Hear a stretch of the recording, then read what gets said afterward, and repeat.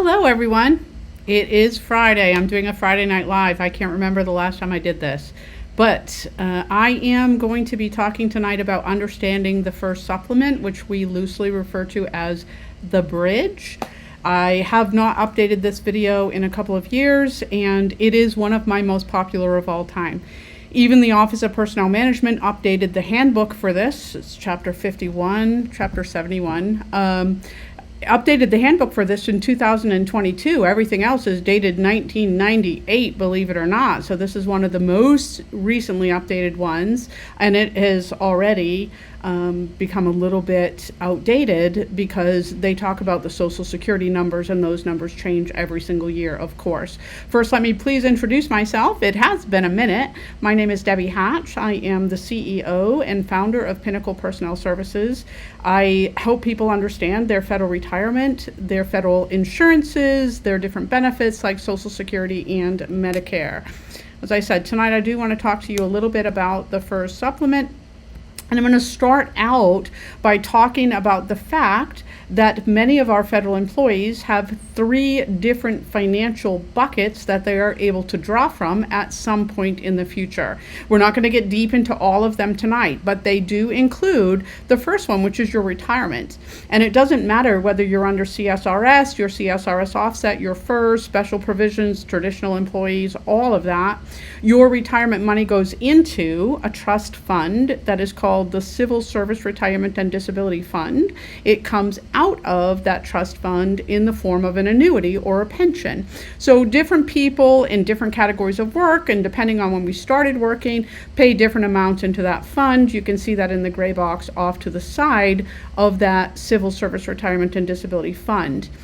In addition to that retirement, many of us, we'll have a Social Security retirement that we're going to receive. Now, we only get that one if we actually pay into Social Security, and most of our federal employees are doing that. Most private sector employees are doing that as well. But our CSRS employees who are not offsets don't pay into Social Security. Now, they may get it, but only if they accumulate their 40 quarters or 40 credits somewhere outside of the government, because they're not paying into that right now. Most of us, however, are paying in, and we will be eligible for not only our federal retirement, which is once a month, but also our Social Security, which is once a month. Retirement, many of us become eligible for once we are 55 or older. Whether it is 55 or older depends on the year that we were born, depends on how long we've been working, and can also depend on the kind of work that we're doing, because some of our employees, called special provisions, are eligible to draw at 50 if they have 20 years of creditable service, or at any age if they have 25. So again, that's all box number 1. Box number 2, that Social Security benefit, we're not eligible to receive until we are 62 or older. And again, only if we've paid in long enough, which is 10 years at a minimum, in order to get our 40 credits. The third box that we do have is our TSP, and it is completely up to us what we do with that when we leave the federal government. We can let it sit there, we can pull it out, we can collect payments from it, either monthly, quarterly, or annually. We can annuitize that fund, we can pull out lump sums. So there's a lot of stuff that we can do. And again, I don't want to get deep into that tonight, but I want you to be aware, to have that big picture view, that there are 3 different things out there. Now, FERS, the Federal Employees Retirement System, which most of us call the new system, was created in 1983 as part of a Social Security Amendments Act. And the reason it was created is because people were living longer than ever. We were having a budget crisis. We pay into the retirement account, the government pays in there as well, and the old retirement system called CSRS, very expensive. So that Social Security Amendments Act creates FERS, cutting the pension essentially in half, right? CSRS people receiving 2% of their high 3 times their length of service in retirement. The FERS people generally getting 1%. Some people getting 1.1, some people getting 1.7. Again, we're not going to get into that. But the point is that FERS was created to save the government money. It cut that pension in box number 1 approximately in half. And the creation of FERS was the first time that federal employees started paying into Social Security. Prior to that, we did not. It was also that same law that created TSP. So now we have these three boxes to draw from. That wasn't always the case. Prior to FERS, it was just that one really nice retirement. When the pension was cut and it becomes a three-tiered retirement system, Congress essentially says, FERS people, you're fine. You just need to draw a payment from all three of the boxes and add them together to get close to what that CSRS person is getting from their one box. You know already that the boxes don't come at the same time, right? That first one is in our 50s, most cases. That second one is not until we're 62 or older. So we can't add the boxes together until we're 62 or older. We fix that problem by building a bridge between boxes 1 and 2. That bridge is called the FERS Supplement, and that bridge is what I want to talk about tonight. Now, there are many, many ways that federal employees can retire. Generally, if we're talking about a voluntary optional retirement where somebody's just deciding to retire, they're doing that either when they are their minimum retirement age, 55 to 57, depending on the year of birth, with at least 30 years of creditable service, or at 60 or older with at least 20 years of creditable service, or 62 or older with at least 5 years of creditable service. Okay, that garners the person an unreduced annuity. Again, minimum retirement age 55 to 57. We've talked about it several times. It is included here just so that you can see what yours is if you're not already aware. I did mention that some employees can retire younger than their minimum retirement age if they're offered an early out by their agency. If they are a law enforcement officer, a firefighter, an air traffic controller, then they could qualify for retirement at 50 or older with 20 years of creditable service, or any age with 25. Same thing if that person found themselves in the discontinued service arena where they lose their job through no fault of their own. It's important to understand that there are different ways that people can retire, because this bridge only comes with some of the retirement options. It's not available with everything. If you retire under FERS at your minimum retirement age with 30 years or more, you will get it. If you retire at 60 or older with 20 years or more, you will get it. If you are offered a voluntary early retirement from your agency, you lose your job through no fault of your own and you do a discontinued service retirement, you are a special provision employee, or you are a military technician who, and this is key here, you see I have it underlined, is involuntarily separated from the military. They didn't choose to get out. That many technicians do, and therefore qualify for a discontinued service retirement. But if they're involuntarily separated, then they're eligible for the supplement right away. Otherwise, they're going to have to wait until their minimum retirement age before they qualify for the supplement. So those at the top of the slide do qualify for the supplement right away, in addition to drawing their retirement or their pension. If somebody retires on a disability, they do not get the supplement. If someone does a retirement that is called MRA, so that's their minimum retirement age, with at least 10 years of service, but less than 30, that MRA plus 10 does not ever come with the supplement. If somebody works for the government for 5 years or longer, they quit, they are entitled to a retirement at some point in the future, but they will not be entitled to the supplement. And because the supplement is a bridge between that box number 1, which is our pension, and box number 2, which is our Social Security at 62, the supplement goes away. It no longer exists. So if somebody retires and they're already over the age of 62, since it goes away at that point, they will never have received it. I like to be very clear in my classes that it is a FERS supplement. It is not a Social Security supplement, but you hear a lot of people refer to it in that manner. That's incorrect. It comes from FERS. It doesn't come from Social Security.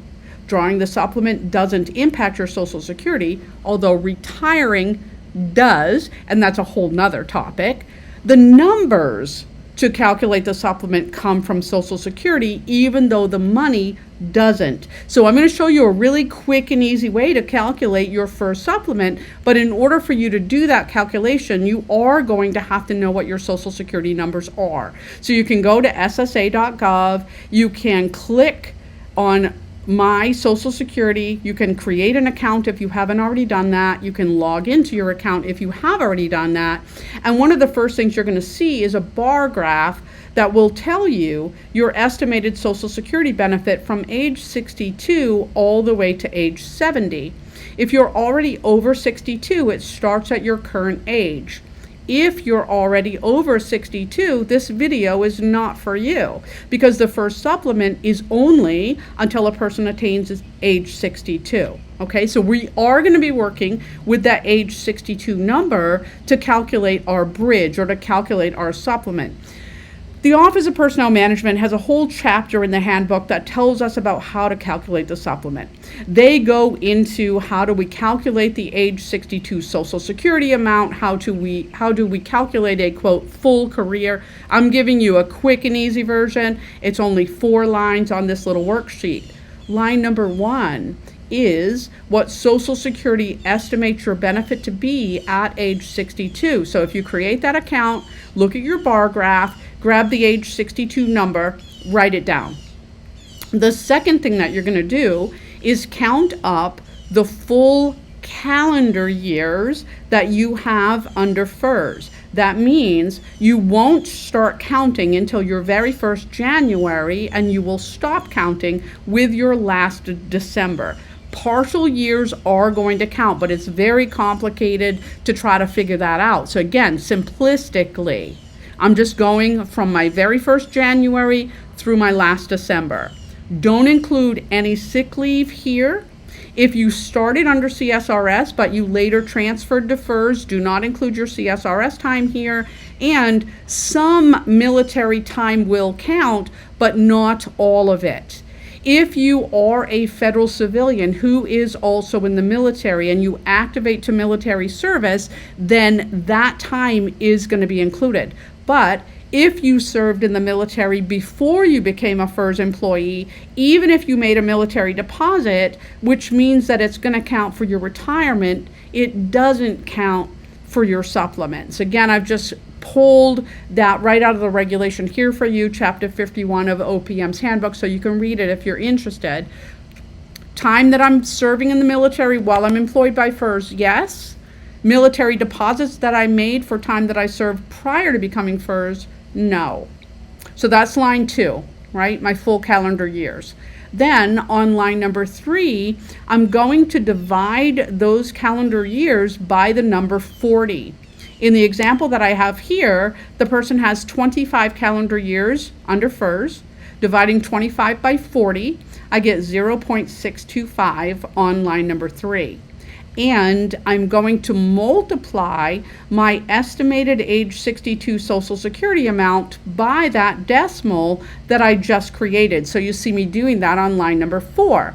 This person's estimated Social Security at 62, $1,563 multiplied by 0.625 equals a monthly supplement of $976.88.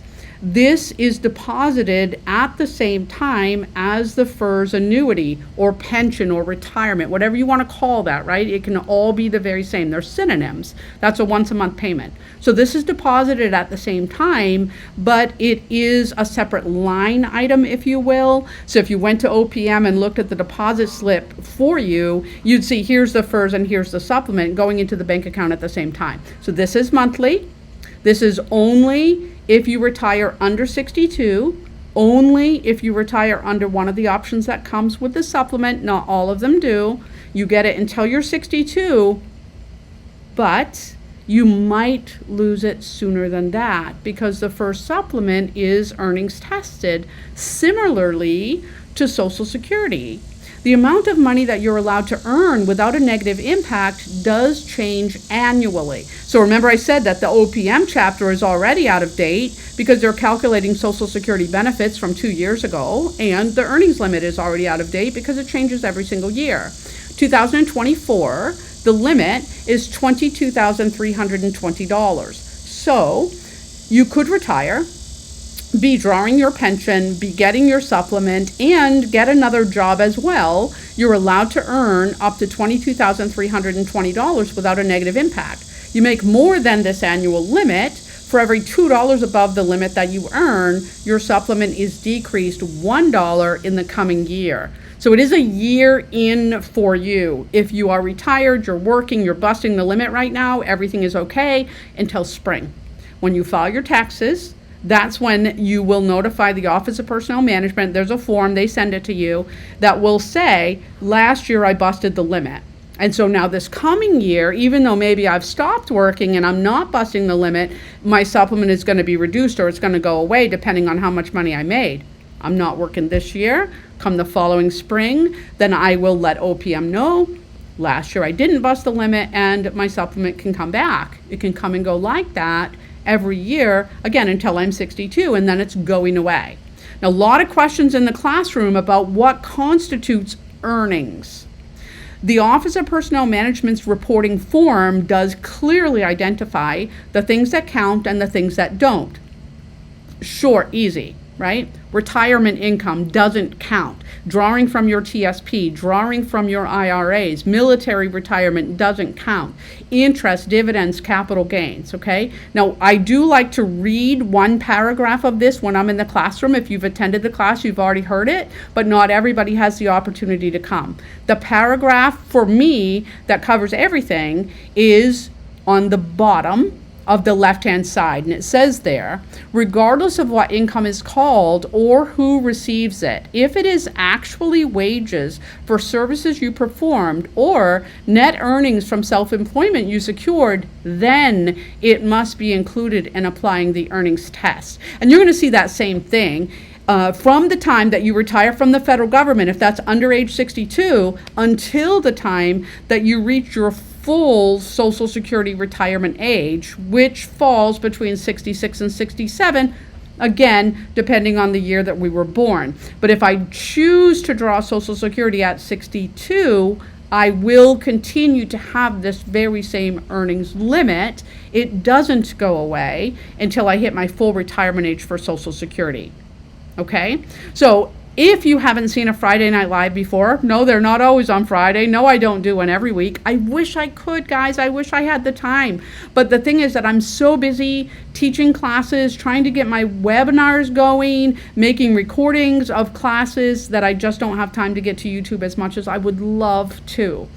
If you have any questions about this or anything to do with your federal retirement, insurances, Medicare, Social Security, you can always send me a Facebook message. You can also always go to my website, which is pinnaclepersonnelservices.com. On that website, there is a tab that says Contact Me. It opens an email form. You can send me messages there. Please do understand that I am spending a lot of time in the classroom. So on average, teaching 3-4 days a week from 7:30 in the morning till 4:30 in the afternoon. I cannot always get through my email. I do clean that out at least every few days though. So if it's been a few days since you sent me a message and you haven't heard from me, I would love it if you would follow up and just check. Maybe it went into my spam folder, or, I saw it when I was running through the airport. I meant to respond and then I got super busy. I forgot. I'm a human just like you. But please, yes, by all means, you can ask questions underneath this stream. You can send me messages. You can go to the website at any time. I hope that you found this helpful. If you did, let me know. Share it if you feel that it is valuable for other people as well. It is going to live on YouTube. As soon as I finish the stream, that is where I'm going to post it, so you can always go back and watch it there as well. Thanks, everyone. Have a great evening.